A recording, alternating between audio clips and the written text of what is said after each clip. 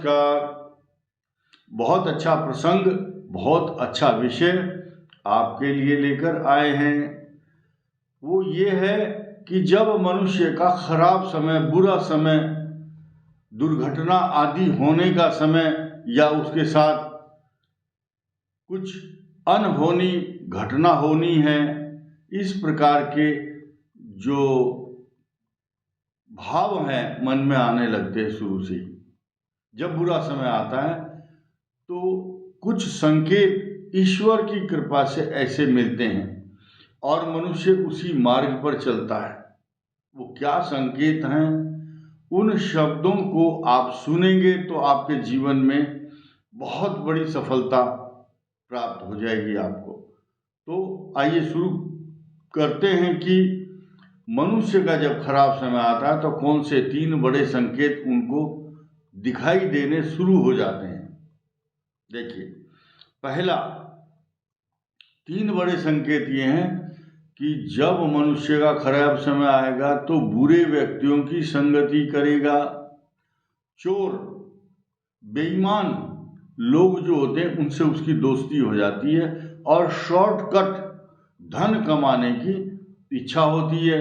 तो चोर, बेईमान जो लोग होंगे या शराब पीने वाले या गलत काम से, अनीतिपूर्ण कार्यों से धन कमाने की इच्छा होती है। एक बात, पहला संकेत ये है। दूसरा बहुत बड़ा संकेत, साधुओं और ब्राह्मणों और देवताओं की आलोचना करता है और उनके साथ विवाद करता है। अगर जब आपका किसी अच्छे विद्वान व्यक्ति से या साधु से या मंदिरों के किसी पुजारी या धर्म के कार्यों में संलग्न जो लोग हैं उनके साथ अगर आपका विवाद होता है तो समझिए कि आप गलत मार्ग पर हैं और आपका खराब समय शुरू होने वाला है। और तीसरी सबसे बड़ी बात यह है, मनुष्य नास्तिक हो जाता है, पूजा पाठ में उसका मन नहीं लगता, अधर्म करता है और अकृत्य यानी कि जो कार्य करने वाले नहीं हैं, निंदनीय कार्य समाज में हैं, उनका वर्णन मैं यहाँ नहीं करूँगा क्योंकि हर व्यक्ति जानता है बुरा और भला क्या है। जो निंदनीय कार्य हैं, जिनकी निंदा होती है, वो सब कार्यों में उसकी संलिप्तता, संलग्नता और उसमें लिप्त हो जाता है। इसीलिए उस व्यक्ति को कुमार्ग पर ले जाने के लिए ऐसे ऐसे लोग सलाहकार मिल जाते हैं और वो उसको राय भी वैसी ही देते हैं।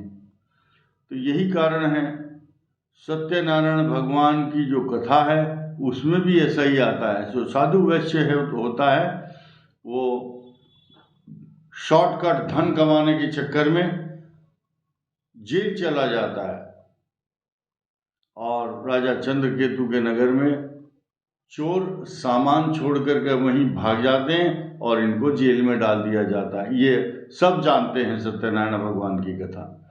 तो जो व्यक्ति को इस प्रकार के लक्षण हैं तो समझ लो उसका बुरा समय शुरू हो गया है। तो उनको क्या करना चाहिए, रात को बुरे बुरे स्वप्न दिखाई देंगे और ऐसा लगेगा पुलिस पकड़ करके ले जाएगी उसको, और डरावने स्वप्न आएंगे, भयभीत रहेगा, रोगों से घिरा हुआ रहेगा। जब मनुष्य अनुचित कर्म करता है तो हृदय सशंकित होता है और शंकाएं क्या होती हैं कि कहीं मैं पकड़ा ना जाऊं पुलिस से, कहीं कोई छापा ना पड़ जाए मेरे ऊपर, या मेरे ऊपर कोई आरोप ना लग जाए, मैं मर ना जाऊं किसी अनहोनी बीमारी के कारण। निर्मूल आशंकाओं से लिप्त हो जाता है, उसका मन अशांत रहता है। अव्यवस्थित चित्तानाम प्रसादोपि भयंकर, शास्त्र कहता है जब अव्यवस्थित चित्त हो जाता है तो उसका पूजा में मन नहीं लगता। सारा दिन विदुर नीति कहती है कि जब मनुष्य का खराब समय आएगा तो आलोचना करता है वो, किसकी? विद्वानों की आलोचना। देवताओं को, भगवान को गाली देता है। ये प्रसंग कहाँ से आया? शिशुपाल का जब वध होने वाला था तो विदुर जी ने लिखा है साफ साफ कि वो भगवान को गाली देता है, बोले भगवान कुछ नहीं होता। इस प्रकार की बातें करने वाले नास्तिक व्यक्ति, अगर भगवान है या नहीं है, लेकिन आप कम से कम समाज में ऐसी बातें कहोगे तो इसका दुष्परिणाम होता है, शास्त्र कहता है। इसीलिए भगवान के प्रति अपनी आस्था, श्रद्धा, समर्पण भाव व्यक्त करना चाहिए। और ऐसे अगर संकेत मिल रहे हैं तो मनुष्य को भगवान शिव पर बेलपत्र चढ़ाना चाहिए। तो बेलपत्र चढ़ाने का तरीका सुन लीजिए। सोमवार के दिन 9 पत्तियां 9 पत्तियां कैसे कि एक बेलपत्र का जो जोड़ा होता है उसमें तीन होते हैं। त्रिदल भी कहा गया है शास्त्रों में इसको, त्रिदल, 3 पत्ते जिसके हों। तो चंदन घिस करके अनार की कलम से लिखा जाए, एक पत्ते पर ओम, दूसरी पर नमः और तीसरी पर शिवाय, उल्टा करके लिखें और उसको समर्पित करें। इस प्रकार 9 बार लिख करके ऐसा करेंगे तो आपकी जो अनिष्ट की आशंकाएं या आपका जो दुर्भाग्य का संकेत है, आपके ऊपर जो बुरा समय आने वाला है, उसका जो समय है वो टल जाएगा और वो जो खराब दिन है वो अच्छे दिनों में परिवर्तित हो जाएंगे। इसमें कोई संदेह नहीं है।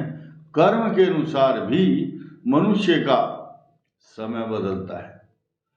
तो जो व्यक्ति अच्छे कर्म करता है, यानी कि जो ईश्वर के सानिध्य में उपवास शब्द आया है, व्रत करना चाहिए। उप का मतलब है निकट, वास मैंने रहना, ईश्वर के निकट रहना। यानी कि जब व्रत रखता है मनुष्य तो उपद्रव नहीं करता, कोई घटना नहीं करता, नशा नहीं करता, हिंसा नहीं करता। व्रत रखना भी एक बहुत बड़ा संकेत है और यही अच्छे दिन की शुरुआत भी करा देता है। इसलिए उपवास का महत्व बहुत बड़ा है। इसी के साथ मैं अपनी बात समाप्त करता हूँ। धन्यवाद, नमस्कार।